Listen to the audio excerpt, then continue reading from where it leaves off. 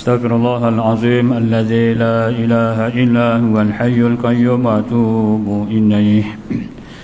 الفاتحة. أعوذ بالله من الشيطان الرجيم. بسم الله الرحمن الرحيم. الحمد لله رب العالمين الرحمن الرحيم مالك يوم الدين. إياك نعبد وإياك نستعين. اهدنا الصراط المستقيم صراط الذين أنعمت عليهم غير المغضوب عليهم ولا الضالين. آمين. Assalamualaikum warahmatullahi wabarakatuh. Bismillahirrahmanirrahim. Alhamdulillahi rabbil alamin. Nahmaduhu wa nasta'inuhu wa nastaghfiruh wa na'udzu billahi min shururi anfusina wa min sayyiati a'malina. Man yahdihillahu fala mudilla lahu ومن يضلله فلا هادي له. أشهد أن لا إله إلا الله وحده لا شريك له وأشهد أن محمدا عبده ورسوله. اللهم صل وسلم على سيدنا محمد وعلى آله وأصحابه أجمعين. أما بعد. Tuan-tuan dan puan-puan muslimin muslimat yang dikasihi sekalian, alhamdulillah kita bersyukur kepada Allah Subhanahu wa taala kerana dengan izin rahmat, inayah dan hidayahnya, alhamdulillah Allah Ta'ala memilih kita di kalangan hamba-Nya yang dapat menghadirkan diri ke surau, menunaikan solat maghrib secara berjemaah. Setelahnya kita duduk mengisi ruang masa yang ada ini antara maghrib dan isyak untuk kita saling ingat mengingatkan di antara satu sama lain. Mudah-mudahan Allah Ta'ala menerima segala amalan kita dan kita semua digolongkan di kalangan hamba-Nya yang soleh dan salihah, insya-Allah. Tuan-tuan yang dirahmati Allah sekalian, alhamdulillah dia tak diam malam ni malam yang ke-6 7 kan 7 Rejab, malam yang ke-7 lah, masuk 7. Alhamdulillah dah seminggu kita berada di dalam bulan Rejab yang merupakan salah satu bulan yang mulia di sisi Allah Subhanahu wa taala. Mudah-mudahan kita mengambil kesempatan keberadaan kita dalam bulan Rejab ini dengan memperbanyakkan doa seperti mana yang diajarkan oleh Nabi sallallahu alaihi wasallam. Allahumma barik lana fi Rajab wa Sya'ban wa ballighna Ramadan. Ya Allah, berkatilah kami dalam bulan Rajab, dalam bulan Sya'ban, dan sampaikanlah kami ke bulan Ramadan. Kalau kita perhatikan doa ini bukan sekadar kita mohon keberkatan, malah sebenarnya kita juga mohon agar dipanjangkan umur untuk bertemu dengan Ramadan. Jadi ambillah kesempatan dan peluang berada dalam bulan Rajab ini untuk kita pertingkatkan amal soleh kita, amal ibadah kita kepada Allah Subhanahu wa taala. Jangan tunggu masuk Ramadan baru nak buat. Sekarang inilah sebenarnya bulan untuk kita melatih diri, memperbanyakkan ibadah kepada Allah Subhanahu wa taala. Mudah-mudahan nanti masuk bulan Rajab kita pertingkatkan lagi. Dan yang lebih penting lagi, mudah-mudahan bila masuk saja bulan Ramadan kita boleh pertingkatkan lagi, dan yang lebih penting lagi ialah kita mampu untuk istiqamah. Mudah-mudahan Allah Ta'ala memberikan kita kekuatan, insya-Allah. Baik tuan-tuan yang dirahmati Allah sekalian, seperti biasa pengajian kita berkaitan dengan kisah sahabat. Kita masih lagi dalam kisah Sayyidina Ali bin Abi Thalib. Malam ni kita nak lihat kisah berkaitan dengan peristiwa pembunuhan Sayyidina Ali bin Abi Thalib radhiyallahu anhu.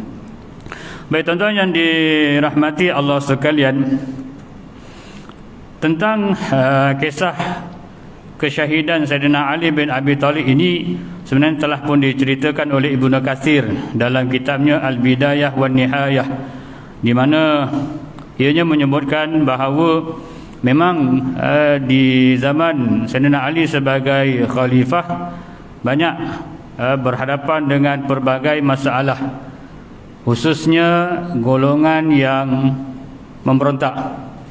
Kalau tuan-tuan masih ingat, sebelum ini saya menceritakan ada dua golongan yang kemudiannya melakukan pemberontakan.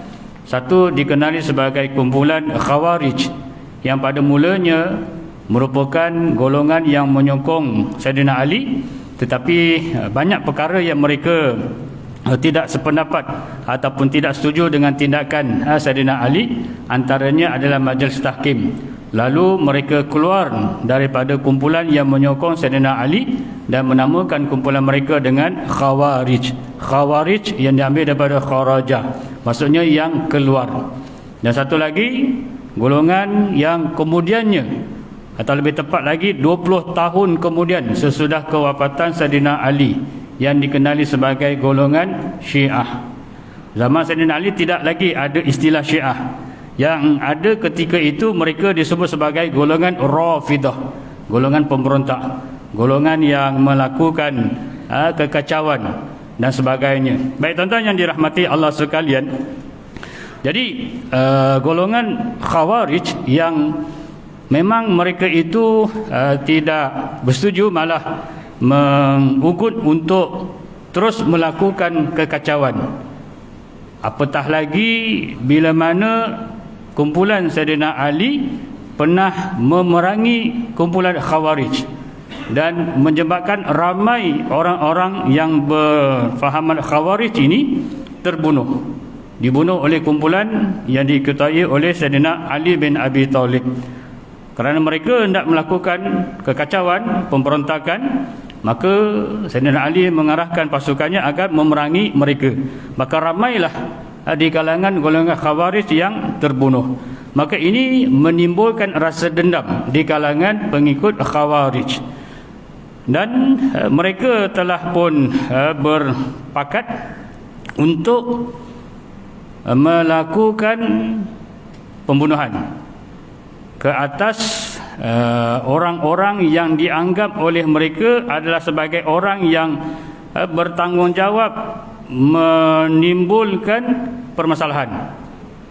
Tuan-tuan yang dirahmati Allah sekalian, di kalangan mereka ada 3 orang, yaitu Abdul Rahman bin Muljam, Buraq bin Abdullah dan Ibnu Bakir At-Tamimi, di mana mereka telah pun berkumpul dan berbincang, dan akhirnya mereka telah bersetuju untuk membunuh, di mana ketiga-tiga ini telah pun berpakat untuk membunuh Sayyidina Ali bin Abi Thalib, Muawiyah bin Abi Sufyan dan Amr bin Al-As. 3 orang yang pada golongan Khawarij merupakan punca kepada permasalahan yang berlaku di kalangan umat Islam. Tuan-tuan yang dirahmati Allah sekalian, itu fahaman mereka lah. Tapi hakikatnya bukanlah begitu. Sebab Sayyidina Ali sudah pun berusaha sebaik mungkin untuk mengamankan keadaan. Malah Sayyidina Ali merupakan orang yang terbaik. Baik tuan-tuan yang dirahmati Allah sekalian, dalam perbincangan tersebut Ibnu Muljam, yakni Abdul Rahman bin Muljam, Abdul Rahman ini sebenarnya juga merupakan sahabat kan yang baik asalnya. Malah di zaman Sayyidina Umar, ia dihantar ke Mesir untuk mengajar Al-Quran. Abdul Rahman bin Muljam kan, seorang yang hafiz Al-Quran, seorang yang baik, seorang yang kuat beribadah kan asalnya, tapi kurang ilmunya. Hanya tekun beribadah tetapi kurang ilmunya. Akhirnya terpengaruh dengan dakwah kumpulan Khawarij. Nanti kita akan lihat, sehingga kan setelah dia membunuh Sayyidina Ali, dan ketika dia nak dijatuhkan hukuman bunuh, tidak terdetik dalam hatinya rasa penyesalan kerana membunuh Sayyidina Ali. Malah dia anggap itu merupakan satu pengorbanan yang besar, dan mengharapkan agar dia tetap diganjari oleh Allah Subhanahu wa taala. Salah faham kan. Baik tuan-tuan yang dirahmati Allah sekalian, jadi Ibnu Muljam, yakni Abdul Rahman bin Muljam berkata, saya akan membunuh Ali kan. Manakala Buraq pula menyatakan, saya akan membunuh Muawiyah. Ibnu Bakir pula mengatakan, saya akan membunuh Amr bin Al-As. Dia 3 orang ni, tiga-tiga berpakat. Yang ni nak bunuh Sayyidina Ali, yang ni nak bunuh Muawiyah, yang ni pula nak bunuh Amr bin Al-As. Jadi mereka pun telah berpakat atas nama Allah kan. Ini sebab ialah mereka dah jauh terpesong sebenarnya kan. Tapi mereka merasakan mereka lah kumpulan yang benar. Itu biasalah, kumpulan-kumpulan ajaran sesat pun biasanya mendakwa begitu. Kan, jangan kata kumpulan ajaran sesat, orang kafir pun mendakwa mereka lah yang benar, orang lain salah. Kristian pun mendakwa dia orang lah yang benar, orang lain salah. Orang-orang Yahudi pun begitu juga, mereka menganggap mereka lah yang benar, orang lain salah. Itu biasa. Tapi Allah Ta'ala menyatakan, inna dina indallahil Islam. Sesungguhnya agama yang benar di sisi Allah hanyalah Islam. Baik, tuan-tuan yang dirahmati Allah sekalian. Jadi mereka pun berangkat, di mana Ibnu Muljan pergi ke tempat Sayyidina Ali, yang lain pun pergi ke tempat orang yang mereka hendak bunuh, di mana mereka telah pun berpakat untuk melaksanakan rancangan mereka pada malam 17 Ramadan. Kan, mereka dah sepakat ni, masing-masing pergi ke tempat yang nak dibunuh, dan pastikan rancangan mereka akan dilaksanakan pada malam 17 Ramadan, malam yang mulia. Kan, kalau kita malam 17 Ramadan ni kita meraihkan sempena peristiwa nuzul Al-Quran. Baik, tuan-tuan yang dirahmati Allah sekalian,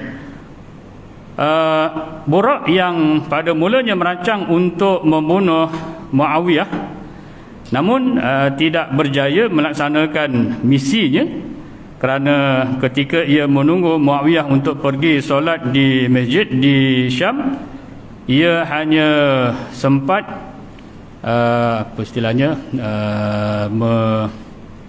menikamlah bahagian punggung Muawiyah. Jadi tak berjaya membunuh lah, senang ceritanya. Kan, Burak tidak berjaya membunuh Muawiyah, malah ianya ditangkap. Kan, ditangkap kemudiannya dibunuh. Ibnu Bakir pula yang menunggu di bilik mihrab dalam keadaan berselimut untuk menikam Amr bin Al-As. Kebetulan ketika itu Amr bin Al-As sakit, jadi ianya tidak keluar ke masjid untuk menjadi imam. Tempatnya digantikan oleh sahabatnya yang bernama Kharijah. Kan, Kharijah lah yang menjadi imam pada pagi itu, menggantikan Amr bin Al-As.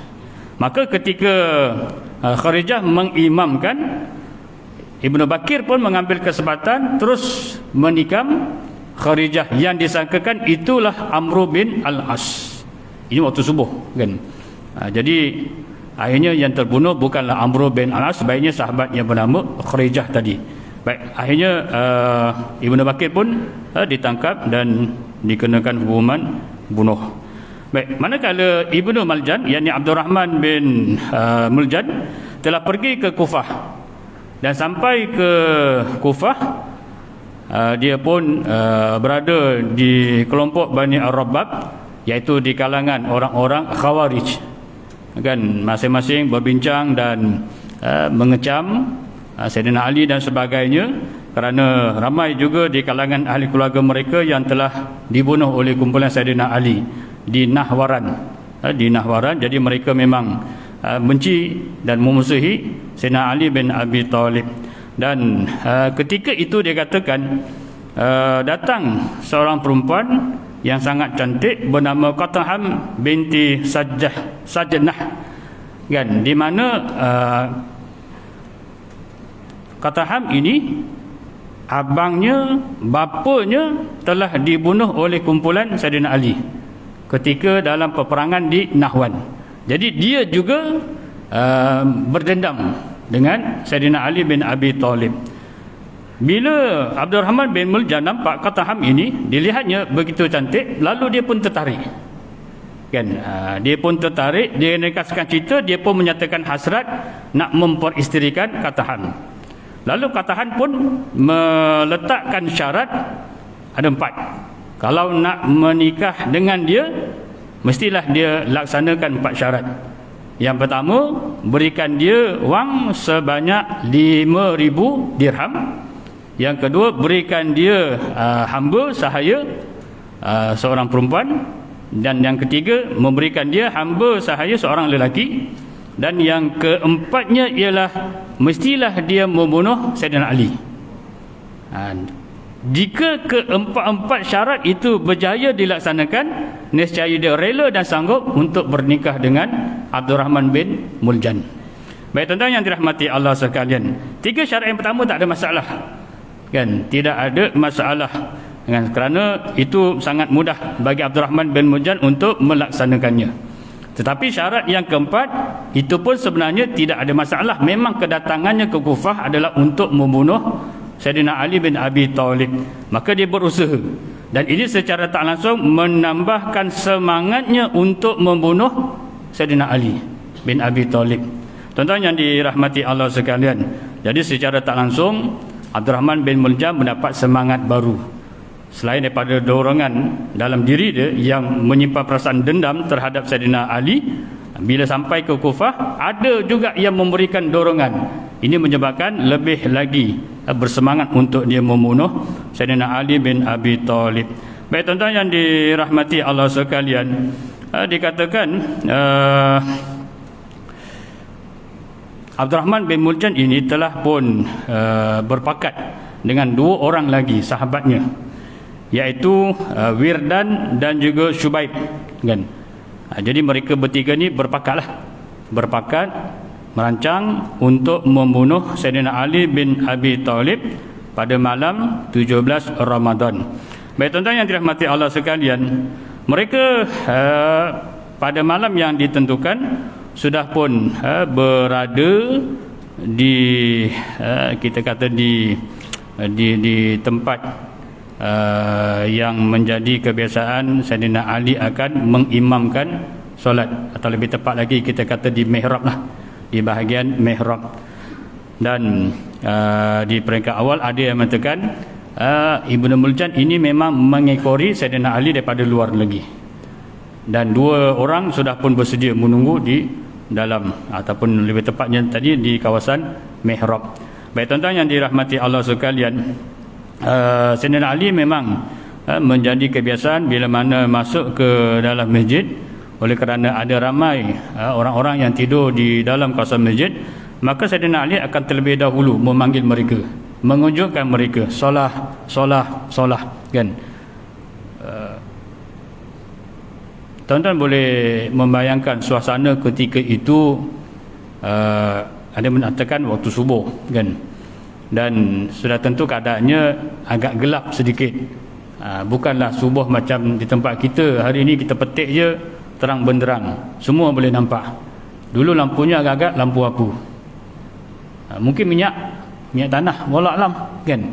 Jadi terangnya itu dia tidaklah seperti mana terang lampu kita, kan? Jadi nampak pun sama-sama aja, kan? Sebab itu kalau kita imbas balik peristiwa pembunuhan Sayyidina Umar yang dilakukan oleh Abu Lu'lu' pun dilakukan pada waktu subuh, kan? Waktu subuh, kerana ketika itu masih lagi suasananya gelap. Jadi dia mengambil kesempatan. Begitulah juga perancangan yang dilakukan oleh Abdul Rahman bin Muljam ini untuk membunuh Sayyidina Ali pun dilakukan pada waktu subuh. Jadi menjadi kebiasaan Sayyidina Ali bila masuk ke dalam masjid, Sayyidina Ali akan mengejutkan jemaah-jemaah yang berada di dalam masjid yang sedang tidur. Solah, hanya suruh bangunlah untuk mengerjakan solat. Baik tuan-tuan yang dirahmati Allah sekalian, bila Sayyidina Ali hendak mengimamkan solat, kan, maka Syubaib, kan, yang memang sudah berada di hadapan, manakala Abdul Rahman bin Muljam berada di belakang Sayyidina Ali yang berpura-pura untuk solat bersama dengan Sayyidina Ali. Maka Syubaib terlebih dahulu dikatakan kita kata apa, menetaklah ataupun menikam, kan, menikam Sayyidina Ali yang ketika itu hendak mengimamkan solat. Baik tuan-tuan yang dirahmati Allah sekalian, dikatakan Syubaib telah menetap di bahagian perut Sayyidina Ali, kan, menyebabkan ketika itu Sayyidina Ali luka sedikit, yang kemudiannya ditambah oleh Abdul Rahman bin Muljam yang menetap di bahagian kepala. Ada riwayat mengatakan bahagian tepat ni apa, pelipis ya, kening, bahagian kening Sayyidina Ali. dan menyebabkan darah bercucuran sehingga membasahi janggut Sayyidina Ali bin Abi Thalib. Wallahu alam, saya ada terbaca satu artikel yang menyatakan Nabi SAW pernah memberitahu kepada Sayyidina Ali tentang kewafatannya. Wallahu alam lah sejauh mana hadis itu benar, sahih atau tidak, kan. Tapi kalau benar pun tidak mustahil, sebab Nabi ni Allah Ta'ala berikan kelebihan mengetahui apa yang akan berlaku pada masa akan datang, kan.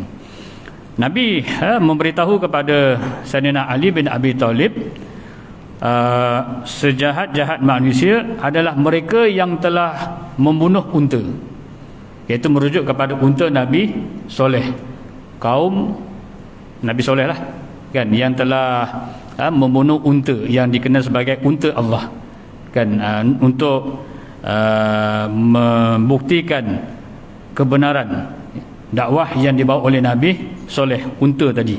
Baik tuan-tuan yang dirahmati Allah sekalian, kemudian Nabi pula menyatakan bahawa sejahat-jahat manusia pula di zaman kamu adalah orang yang membunuh kamu, kan. Nabi memberitahu kepada Sayyidina Ali, dan dikatakan ketika itu Nabi menunjukkan ke arah bulu kening Sayyidina Ali, kan.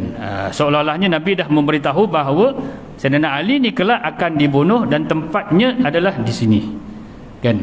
Baik tuan-tuan yang dirahmati Allah sekalian, pedang yang digunakan oleh Abdurrahman bin Muljam telah pun dilebubuh atau diletakkan racun, kan.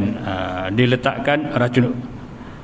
Jadi walaupun nampak kena tu di sini macam tidaklah boleh sangat membunuh, tapi sebab pedang itu telah dibubuh racun, dan dikatakan racunnya itu sudah pun masuk dan kena pada bahagian otak Sayyidina Ali bin Abi Thalib, kan. Dan menyebabkan ketika itu Sayyidina Ali pada mulanya rebah juga, kan, rebah. Namun Sayyidina Ali meminta orang ramai untuk meneruskan solat, kan. Abdurrahman bin Muljam telah pun ditangkap. Khubayb tadi yang pada mulanya berjaya melarikan diri, Syubaib tadi yang berjaya melarikan diri, kemudian berjaya juga ditangkap dan dibunuh di situ juga. Manakala Ibnu Muljam ni ataupun Abdurrahman bin Muljam, dia ditangkaplah, ditangkap dan kalau istilah kita ditahan lah, ditahan. Baik tuan-tuan yang dirahmati Allah sekalian, ada pendapat yang menyatakan ketika selesai solat, kan, Ibnu Muljam yang sudah ditangkap tadi dibawa kepada Sayyidina Ali, kan, dibawa menghadap kepada Sayyidina Ali. Lalu terjadilah apa yang dikatakan perbualan ataupun percakapan antara Sayyidina Ali dan juga Abdurrahman bin Muljam, di mana saya terlupa sebelum tu, ketika ia apa tadi istilahnya menetak bahagian kepala Sayyidina Ali, Ibnu Muljam telah pun membaca firman Allah Subhanahu wa taala, ayat Quran di dalam surah Al-Baqarah ayat yang ke-207, wa minan nasi man yashtari nafsahu ibtigha'a mardatillah wallahu raufun bil ibad. Dan di antara manusia ada yang mengorbankan dirinya untuk mencari keredaan Allah, dan Allah Maha Penyantun kepada hamba-hambanya. Jadi dia merasakan apa yang dilakukan itu merupakan satu pengorbanan untuk mendapatkan keredaan Allah dengan cara membunuh Sayyidina Ali. Baik tuan-tuan yang dirahmati Allah sekalian, jadi bila Ibnu Muljam atau Abdurrahman bin Muljam ini dibawa menghadap kepada Sayyidina Ali bin Abi Thalib, maka Sayyidina Ali bin Abi Thalib pun bertanya, apakah yang mendorongmu untuk berbuat demikian, kan? Sebab Sayyidina Ali sudah sedaya upaya untuk melakukan kebaikan kepada semua orang, termasuklah orang-orang yang memusuhinya. kan. Kalau tuan-tuan masih ingat kisah perang Jamal, kan, kedatangan Aisyah radhiyallahu anha diikuti dengan sahabat. Antara sahabat besar adalah Talha bin Ubaidillah dengan Allah SWT, seorang lagi saya tak ingat, kan. Tapi walaupun dikatakan Aisyah radhiyallahu anha kalah dalam peperangan Jamal, namun Saidina Ali tidaklah menjadikan Aisyah itu sebagai tawanan perang. Malah hartanya juga tidaklah dijadikan sebagai harta rampasan perang. Begitu juga ketika berhadapan dengan Muawiyah, kan. Pada mulanya bukanlah untuk memulakan serangan, hanya sekadar untuk berbincang, menyelesaikan masalah yang berlaku. Tetapi oleh kerana pihak ketiga yang didalangi oleh kumpulan tadi, yang pada ketika itu sudah tentu hanya dikenali sebagai kumpulan Rafidah, mereka mengadu domba kumpulan Saidina Ali dengan kumpulan Muawiyah, menyebabkan kedua-dua pihak akhirnya tersalah faham, kan, dan berlakulah peperangan. Maknanya kalau nak ikut, bukanlah Saidina Ali yang memulakan peperangan. Saidina Ali tetap berusaha untuk berbaik-baik, untuk mencari penyelesaian, untuk berdamai dan sebagainya.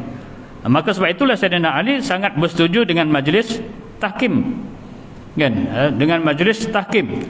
Baik tuan-tuan yang dirahmati Allah sekalian, jadi Saidina Ali telah pun berusaha untuk melakukan kebaikan kepada semua orang, termasuklah mereka yang memusuhinya. Tapi Abdul Rahman bin Muljam menjawab, kan,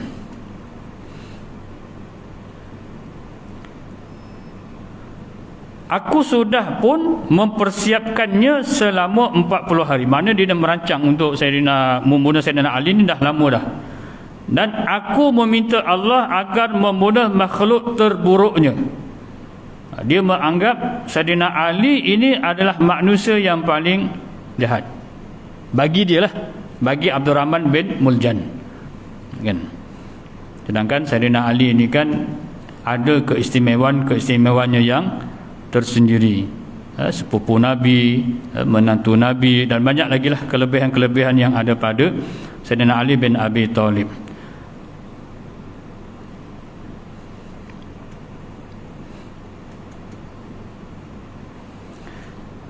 Saidina Ali pun berkata lagi, aku tidak melihatmu kecuali akan dibunuh, dan aku tidak melihatmu kecuali seburuk-buruk makhluknya. Ialah bila Ibnu Muljam menyatakan perbuatannya untuk membunuh Saidina Ali itu dianggap sebagai satu pengorbanan yang disukai atau diredai oleh Allah Subhanahu wa taala, maka Saidina Ali pun membalaslah bahawa aku tidak melihatmu kecuali akan dibunuh. Ialah sebab dia dah melakukan usaha untuk membunuh Saidina Ali, kan. Sudah tentulah balasannya akan dibunuh. Dan orang yang berusaha untuk membunuh Saidina Ali itu sudah tentunya akan dianggap sebagai sejahat-jahat manusia, kan. Tuan-tuan yang dirahmati Allah sekalian,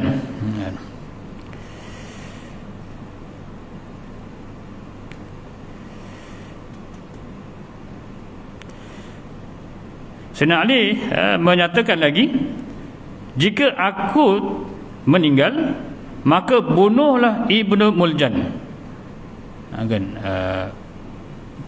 hukuman kisas lah, kan. Tetapi sekiranya aku masih hidup, tahulah aku bagaimana untuk memperlakukannya. Tapi kalau Saidina Ali kembali sihat, maka adalah hukuman-hukuman yang lain yang akan dikenakan ke atas Abdul Rahman bin Muljan. Baik tuan-tuan yang dirahmati Allah sekalian, ada pembantu Saidina Ali bernama Jundub bin Abdullah berkata kepada Saidina Ali, wahai Amirul Mukminin, jika engkau meninggal, apakah harus kami membai'ah Al-Hasan, kan. Sebab ketika itu keadaan Saidina Ali agak kritikal. Jadi kalaulah Saidina Ali wafat, adakah yang perlu dilantik untuk menggantikannya sebagai khalifah Hasan, yakni anak lelakinya yang sulung. Maka dikatakan Sayyidina Ali menyatakan, aku tidak menyuruh dan tidak pula mencegah kalian berbuat demikian. Maknanya Sayyidina Ali menyerahkan kepada orang ramai tentang urusan pelantikan khalifah selepasnya, terserah. Sayyidina Ali tidak menentukan. Kerana mungkin Sayyidina Ali juga mengambil pendekatan seperti mana yang dilakukan oleh Nabi SAW. Dan kalau kita lihat balik sirah, Nabi SAW tidak menentukan khalifah selepasnya. Bermakna Nabi menyerahkan kepada orang ramai, umat Islam, untuk menentukan siapa khalifah yang mereka nak lantik, kan? Walau bagaimanapun Nabi ada seolah-olah memberikan bayangan lah siapa yang patut dilantik, kan? Baik tuan-tuan yang dirahmati Allah sekalian, ketika Sayyidina Ali semakin dekat dengan ajalnya, di mana Sayyidina Ali dikatakan banyak melafazkan kalimah-kalimah tauhid, kan, maknanya berzikir mengingati Allah Subhanahu wa taala. Oleh kerana pedang yang digunakan oleh Abdul Rahman bin Muljan itu sudah diletak racun, dan mungkin bahagian sini itu pun lukanya agak besar, dan racun itu sudah pun masuk ke bahagian otak Sayyidina Ali dan menyebabkan semakin merebaklah, semakin teruk lukanya, dan dikatakan Sayyidina Ali akhirnya wafat 3 hari sesudah peristiwa tersebut, kan? Baik tuan-tuan yang dirahmati Allah sekalian, ketika mendekati ajalnya Sayyidina Ali banyak melafazkan kalimah-kalimah tauhid. Riwayat lain ada menyebutkan Sayyidina Ali sering membaca surah Az-Zalzalah sebelum wafat. Dan Sayyidina Ali juga ada berwasiat kepada Hasan dan Husin, putera-puteranya, agar bertakwalah kepada Allah Subhanahu wa taala, mengeluarkan zakat, menahan marah, menjaga silaturahmi, bijak menghadapi orang-orang yang bodoh, memperdalamkan ilmu agama, istiqamah dalam perkara-perkara yang baik, berpegang teguh pada Al-Quran, dan sentiasa menjaga hubungan dengan tetangga yang baik, amal ma'ruf nahi mungkar, menjauhi perkara-perkara keji.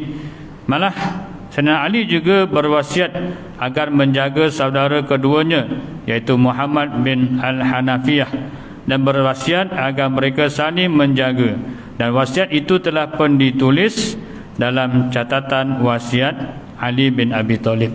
Baik tuan-tuan yang dirahmati Allah sekalian,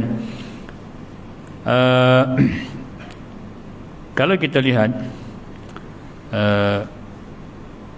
Sayyidina Umar wafat dibunuh, kan? Sayyidina Osman pun begitu juga, Sayyidina Ali pun wafat dibunuh, kan? Sedangkan kalau kita lihat mereka bertiga ini adalah orang yang sentiasa berusaha untuk melakukan sebaik mungkin dalam pentadbirannya, dalam pemerintahannya, tapi akhirnya mati dibunuh. Ini sebenarnya nak menunjukkan kepada kita betapa orang-orang yang memusuhi Islam, kan, apatah lagi memusuhi orang-orang yang soleh, pemimpin yang soleh, kan, memang mereka akan sentiasa tidak berpuas hati. Pemimpin itu baik macam mana pun mereka pasti tidak akan berpuas hati, kan? Sebab bukan kerana mereka tak puas hati dengan kebaikan, tapi kerana keimanan tadi, kan? Oleh kerana mereka adalah golongan yang kufur, kan? Jadi mereka memang tidak akan suka kepada orang-orang yang beriman kepada Allah Subhanahu wa taala. Apatah lagi apabila melihat pemimpin yang adil. Dan ini pastinya akan berterusan sampai bila? Sampai bila-bila, kan? Sebab itu kalau kita perhatikan, ramai juga di kalangan pemimpin-pemimpin yang baik, kan, tetapi akhirnya matinya dibunuh, Dibunuh itu bukanlah kerana ia melakukan kezaliman, bukanlah kerana ia melakukan kekacauan atau mengambil hak orang lain dan sebagainya, tidak. Tapi kerana lihat siapa yang bunuh, kan? Dan pastinya yang membunuh itu adalah di kalangan orang-orang munafik ataupun orang-orang yang kufur.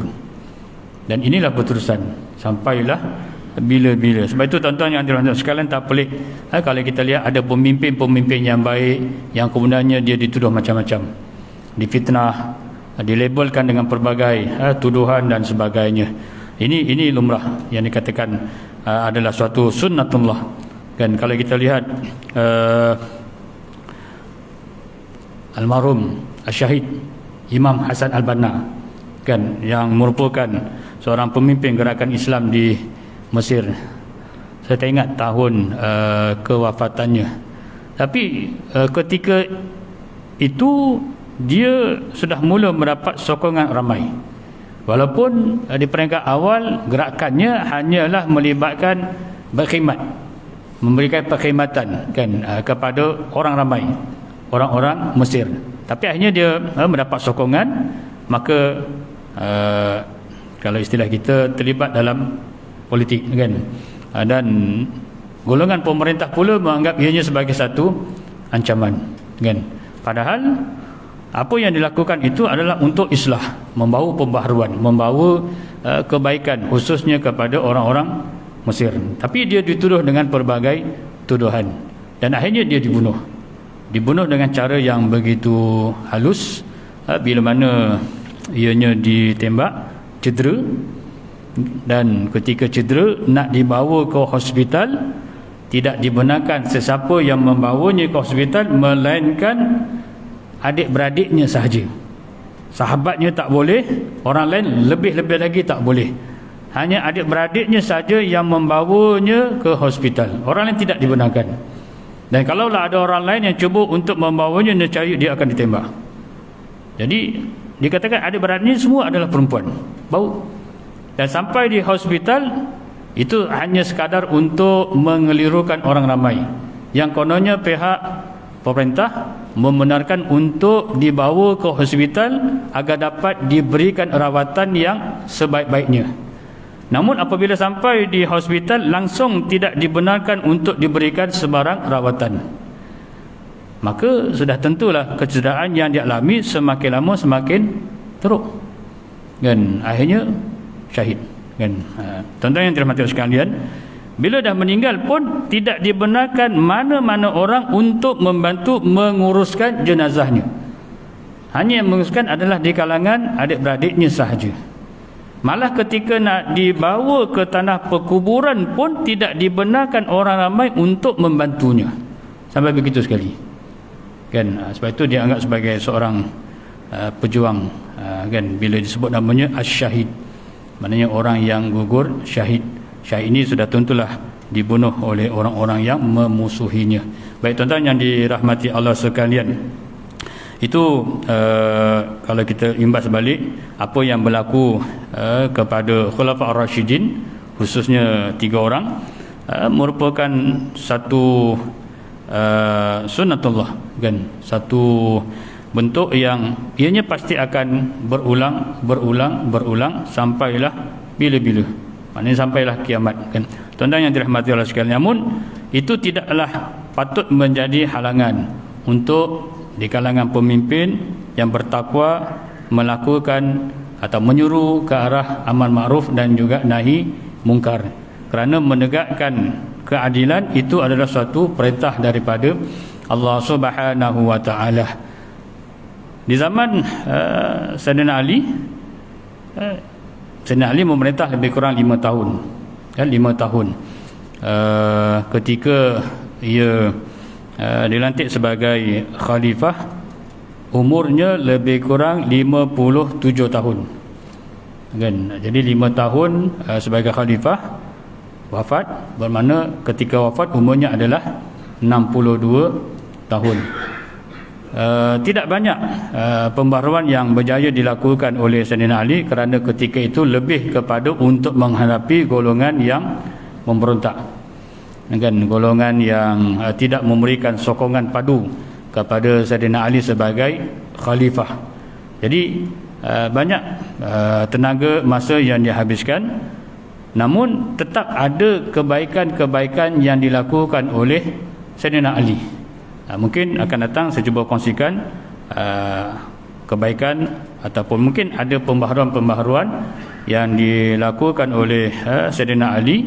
Walaupun sebelum ini saya banyak mengisahkan tentang kekacauan-kekacauan yang berlaku, pasti ada kan pembaharuan-pembaharuan yang dilakukan oleh Saidina Ali, walaupun pentadbirannya atau pemerintahannya begitu singkat, lebih kurang 5 tahun, pasti ada. Baik tuan-tuan yang dirahmati Allah sekalian, saya ingat saya pernah kongsikan kata-kata Saidina Ali bila ditanya kepadanya tentang keadaan zamannya, yang mana ramai orang yang banyak melakukan pemberontakan, kekacauan dan sebagainya.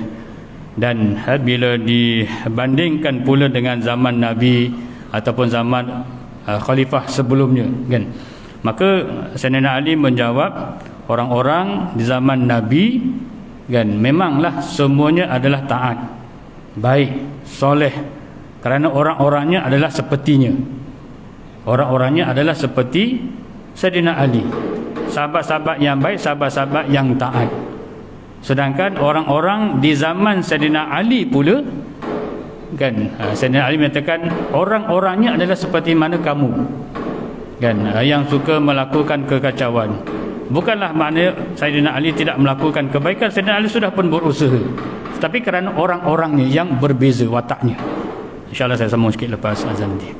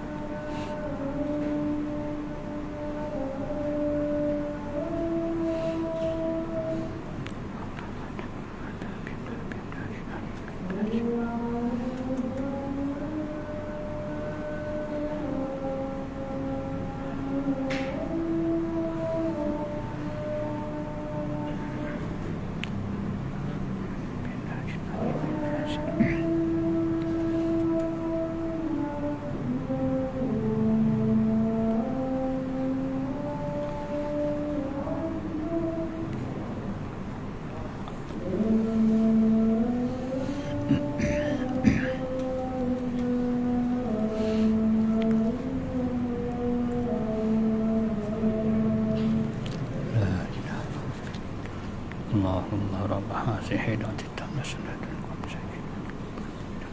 Mahmud Fulmi'ah. Tuan-tuan yang dirahmati Allah sekalian, jadi Sayyidina Ali sebagai menjawab perbandingan yang dibuat oleh orang-orang di zamannya, kenapa di zaman Nabi orang-orangnya begitu baik. Maka Sayyidina Ali mengatakan kerana orang-orangnya adalah sepertinya. Seorang-orangnya adalah semuanya orang-orang yang soleh, taat kepada Allah, taat kepada Nabi.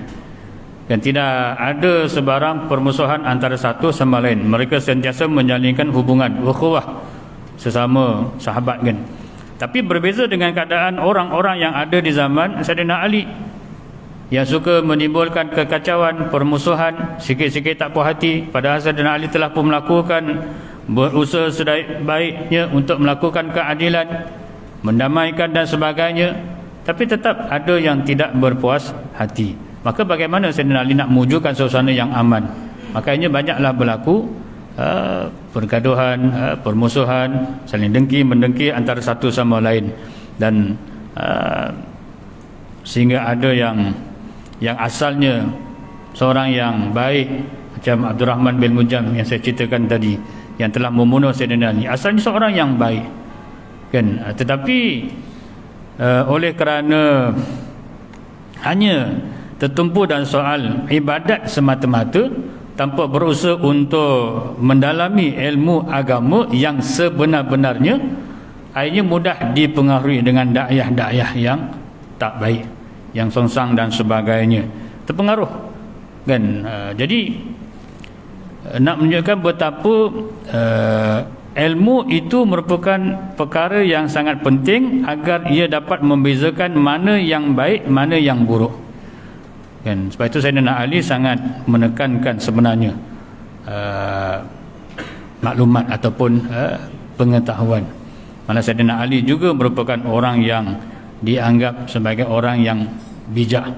Mungkin satu masa nanti saya akan kongsikan semula tentang cerita-cerita kebijaksanaan Sayyidina Ali, khususnya dalam menyelesaikan masalah-masalah yang tidak mampu diselesaikan oleh mana-mana orang, tetapi berjaya diselesaikan oleh Sayyidina Ali. Jadi ini nak menunjukkan betapa ilmu pengetahuan itu adalah sangat penting. Tetapi bila semata-mata tertumpu kepada soal amal ibadah, bimbang-bimbang ia mudah digoda. Tuan-tuan kalau ingat kisah Bani Israel sebenarnya, ini yang disebut adalah hadis Nabi tentang seorang yang telah membunuh 99 orang kan. Bayangkan dah bunuh orang 99 orang. Mungkin bagi kita satu pun dah tak patut, dah kejam dah. Ini bunuh sampai 99 orang. Tapi akhirnya dia terdetik untuk melakukan perubahan, nak bertaubat kepada Allah Subhanahu wa taala. Lalu dia berusaha dan bertanya kepada orang ramai, siapakah orang yang alim untuk dia belajar dan sebagainya. Kebetulan yang ditanya itu orang yang salah. Maka orang itu pun menunjukkan kepada seorang yang abid, seorang yang suka beribadah kan. Dan bila yang telah membunuh 99 orang ini berjumpa dengan abid yang ditunjukkan, yang dikatakan sebagai orang alim tadi, lalu dia pun bertanya dan berterus terang bahawa dia telah melakukan pembunuhan, membunuh orang seramai 99 orang. Adakah kalau ia bertaubat, taubatnya akan diterima oleh Allah Subhanahu wa taala? Maka abid tadi yang lebih menumpukan soal amal ibadah tetapi dalam masa sama adalah jahil, akhirnya telah memberikan pandangan yang salah kan. Lalu dia menyatakan bahawa jangankan 99, kalau dah bunuh seorang pun Allah Ta'ala tak akan ampunkan, dosanya sangat besar kan. Menyebabkan yang nak berubah tadi, yang telah membunuh 99 tadi, seolah-olah begitu kecewa bila diberitahu begitu, maka akhirnya abid itu pula dibunuh. Cukuplah 100 orang yang dibunuh, tapi dia tetap tidak berputus asa. Lalu dia bertanya lagi, siapakah orang yang alim untuk dia belajar, untuk dia dapatkan pengajaran dan sebagainya. Maka kebetulan yang ditanya itu adalah orang yang tepat. Maka orang itu pun berkata ada sebulan bin sebulan orang alim Maka dia pun berjumpalah orang alim tersebut. Dan bila diceritakan keadaannya, yang pada mulanya dia dah membunuh 99, tapi dia jumpa dengan seorang yang mengatakan bahawa taubatnya tidak akan diterima kerana membunuh begitu ramai, maka dia pun bunuh orang tu, menjadikan dia telah membunuh 100 orang. Tapi orang alim tadi telah memberikan jawapan yang benar. Walaupun kamu membunuh 100 orang, malah lebih daripada itu pun, asalkan kamu bersungguh-sungguh untuk bertaubat, untuk melakukan perubahan, nescaya Allah Ta'ala akan terima. Tapi syaratnya kamu kena berhijrah, kena meninggalkan tempat ini, pergilah ke satu tempat yang jauh dan mulakanlah kehidupan baru di sana. Kerana di sana sudah tentu orang tidak mengenali kamu. Tapi kalau kamu berterusan tinggal di sini, orang dah mengenali kamu. Mungkin kamu sungguh-sungguh nak melakukan kebaikan, tapi orang dah mengenali kamu. Orang akan menempat, orang akan mempelekehkan dan sebagainya. Maka dengan keazaman, semangat yang baru, maka dia pun melakukan hijrah. Dan nak pergi ke tempat yang jauh untuk bina kehidupan yang baru. Di pertengahan jalan, kan, dia diseranglah, ataupun akhirnya dia dibunuh. Kan, bila dia dibunuh, maka datanglah 2 orang malaikat. Ini hadis sahih, kan. Satu malaikat yang nak membalas kebaikan, satu lagi malaikat yang nak membalas dengan kejahatan. Maka kedua-dua malaikat tadi pun berebut, kan, nakkan si mati tadi. Yang seorang nak dibalas dengan kebaikan, seorang lagi nak dibalas dengan kejahatan. Malaikat yang nak membalas kebaikan menyatakan bahawa dia nak buat perubahan, dia dah pun bertaubat, maka dia berhaklah untuk dibalas dengan kebaikan. Tapi malaikat yang nak membalas kejahatan menyatakan dia tak buat apa-apa lagi, malah dia pun tak sampai lagi ke tempat tersebut, jauh lagi, maka dia berhak untuk dibalas dengan kejahatan, kan, hukuman yang berat lah. Maka berlakulah perselisihan antara 2 malaikat tadi, dan dikatakan kemudian datang satu lagi malaikat yang menjadi hakim, dan malaikat yang menjadi hakim tadi pun memutuskan, ukurlah mana yang lebih dekat, maka itulah dia berhak, kan. Dan bila diukur, ternyata tempat dia mati, dibunuh, ke tempat yang dia nak pergi itu didapati lebih dekat, dan bezanya hanya sejengkal sahaja. Maka akhirnya dibalas dengan kebaikan. Walaupun dia belum melakukan, tapi dia sudah ada niat, sudah ada keazaman. Itu nak ceritanya Abid tadilah, kan. Kalaulah semata-mata mementingkan soal ibadat dan mengabaikan soal pengetahuan ilmu, maka bimbang-bimbang jadilah seperti mana Abdurrahman bin Muljan tadi. Na'udzubillah. Asalnya seorang yang soleh, seorang yang baik, tapi di akhir hayatnya sanggup membunuh orang yang paling mulia, yang menjadi kekasih Nabi SAW, orang yang disayangi oleh Nabi, sepupu dan juga menantu Nabi SAW. Wallahualam. Jadi itulah yang boleh dikongsikan. InsyaAllah saya cuba kongsikan akan datang tentang sumbangan ataupun pembaharuan yang ada dilakukan oleh Sayyidina Ali di zaman pemerintahannya. Mudah-mudahan sedikit sebanyak memberikan manfaat kepada kita semua, insya-Allah. Wallahualam. Kita akhiri dengan sedikit doa, mudah-mudahan Allah Taala memberkati dan merahmati kita semua. A'udzubillahi minasyaitonirrajim. Bismillahirrahmanirrahim. Alhamdulillahi Rabbil Alamin. Wassalatu wassalamu ala ashrafil anbiya'i wal mursalin wa ala alihi wa sahbihi ajma'in. Allahumma aftah alaina futuhal arifin warzuqna fahman nabiyyin bija'i khatamal mursalin. Allahumma faqihna fid din wa alimna ta'wil wahdina siratal mustaqim. Rabbana atina fid dunya hasanah wa fil akhirati hasanah wa qina azabannar. Wa sallallahu ala sayyidina Muhammadin النبي الأمي وعلى آله وصحبه وبارك وسلم والحمد لله رب العالمين. والعالم. السلام عليكم ورحمة الله وبركاته.